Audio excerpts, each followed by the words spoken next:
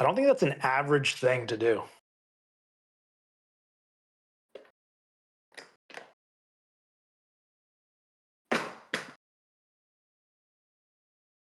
But we're gonna test it out. I'm gonna try it anyways. Let's see. Oh, it's loading up. It's loading up. It's booting. Look at that. Oh, by the way, it doesn't need to, you don't need to wait that long for it to boot to type. It types pretty instantly. Oh, but you do have to reconnect to Centerpiece. Let's see.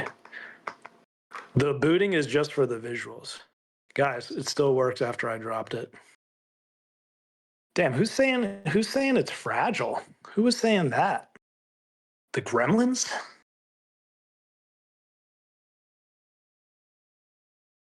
The gremlins were saying a lot of stuff. Let's see these other keyboards I have. Where do they go? Oh, what is this one?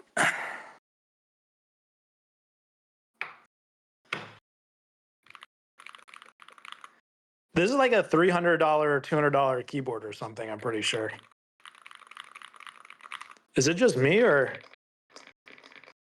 does the switchless Centerpiece sound better? Some gremlin is going to be like, no, the other one sounds better.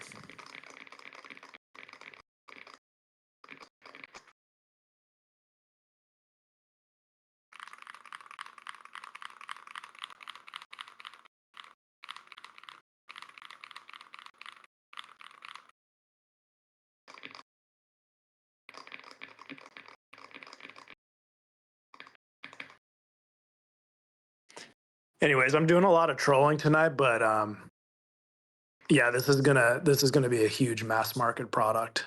I'll get a little serious now. This in case you were wondering, the keyboard that's not like the rest is the one that has a frickin' display in it. That's the different one. This is the only keyboard in the last several decades of keyboards that's fundamentally shifting what a keyboard is.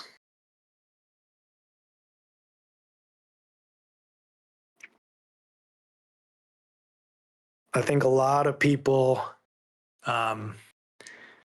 underestimate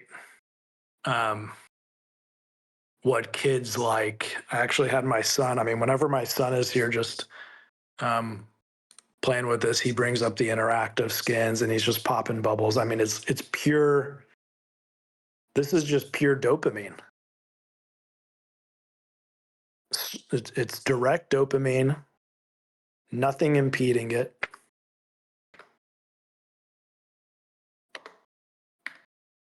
It's sound. It's the sense of sound, of hearing. It's tactility.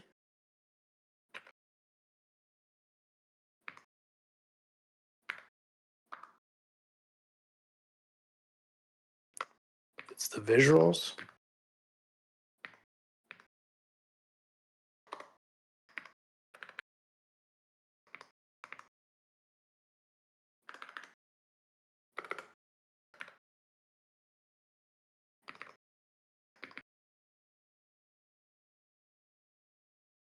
Your keyboard.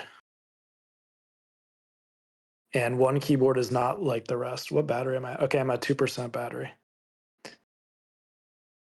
I don't really know what to say about this keyboard. Other than, just look at it. And it's on a serious note. I mean, this keyboard, I think everybody knows, like, the keyboard market right now, and even the mouse market, it's extremely saturated. People are kind of fighting for, the same little 0.2% here, 0.2% there. I mean, everybody's marketing like, oh, well, our Hall effect scans at 50 giga whatever, and our Hall effect scans at 50.1, and our Hall effect does this, and we have a rappy tap and a snappy dap and this and that. I mean, we all know it's the same stuff, right? So like when you go ask a normal person, 99% of people in this world, mass market people, they don't even know what rapid trigger is. It's the unfortunate truth. I asked Tarek if he knew what rapid trigger was. He didn't even know. I'm like, why do you use it? He's like, I don't know. I heard it was the best one. I'm like, okay. Like when you have pros themselves not even knowing how to describe rapid trigger, and we got all these Chinese companies joining in on the bandwagon of keyboards, and I mean there's probably what, like there's a million mechanical keyboards for everybody. So many options, and they're all slightly a little bit different. This is the only one that's actually different. That's my opinion.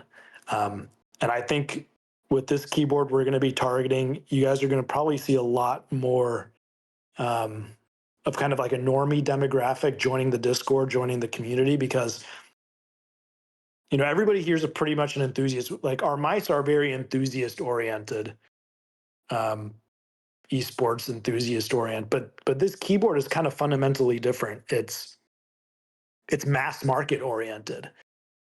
As much as I hate, like the certain mindset that'll be just like, oh, mass market loves RGB or this and that. Because with mice, I've been so used to, and we've been, as a culture, so used to pushing weight. So RGB is like a direct antagonist to mice, right? Because apart from if you have like a little SMT LED, but if you actually want proper RGB in a mouse, you need LED strips. You need some like way to diffuse the light, diffusers. There's weight. So it goes against kind of like fundamentally what we've been revolutionizing and pushing with lightweight mice. But with a keyboard, there's no weight. So like my way of viewing this is RGB on steroids, right? Like if you said RGB and then you saw this takes everything about RGB and cranks it up by like 1,000 dopamine factor. So if you think about, just who that's catering to, it's pure mass market. And it's mass market, I think, in a way that's so revolutionary in terms of the tech and so differentiated that I think a lot of you enthusiasts are going to be drawn to it as well, because you guys are into the tech, into novel tech, innovative tech, revolutionary tech. I mean, being able to sense a magnetic field through a display and interacting through Unreal Engine. I mean, that's like, that's a tech gadget guy's wet dream, right?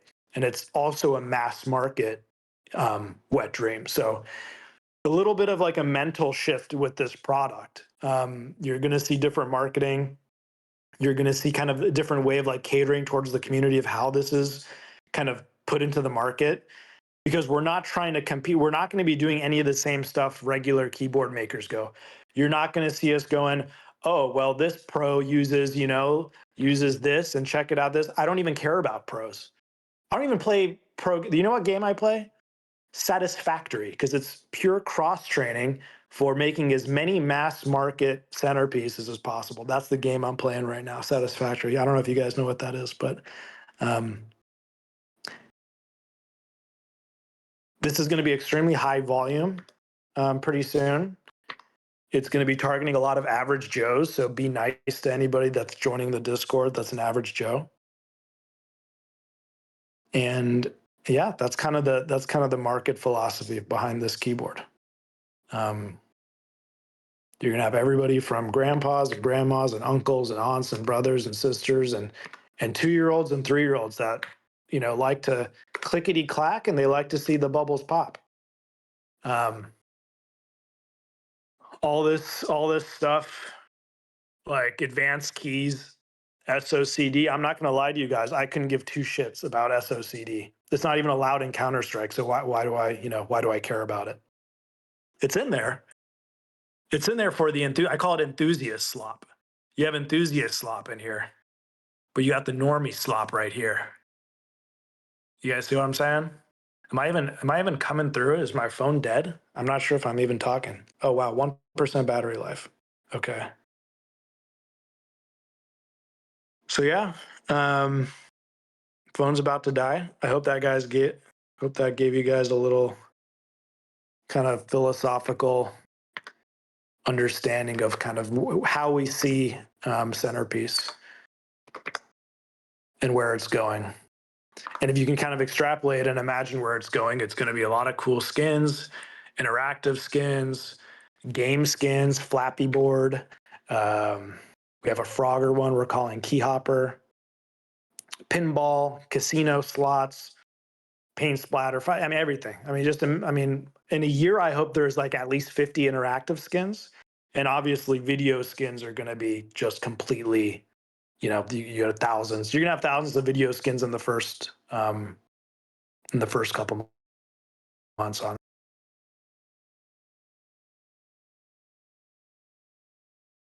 And I think he's gone.